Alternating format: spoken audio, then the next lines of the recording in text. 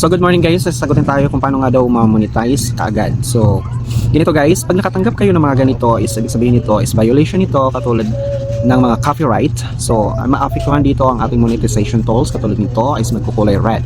So ang gagawin nyo lang po dyan is i-delete nyo po yan, huwag kayong maghinayang kahit malaki na ang views niyan, huwag kayong maghihinayang lalo na pag na original video nyo para bumalik siya sa ganito ka-healthy at bumalik sa pagka-green ang tools. So sa lahat po na nagtatanong sa akin about po dyan sa mga kung ano-ano pa is nababasa ko naman po yun, and then hintayin nyo lang po kasi ang reply ko kasi may trabaho din ako, and then yun lang guys, upload lang ng upload para ma-invite kayo kaagad sa ating creator tools, and then yun, maging consistent sa pag-upload araw-araw. So yun lang guys muna for today's tutorial. Sa gusto pang maraming malaman para sa mga baguhan is don't forget to follow for more info guys. So yun lang guys, bye bye, and more followers to come guys.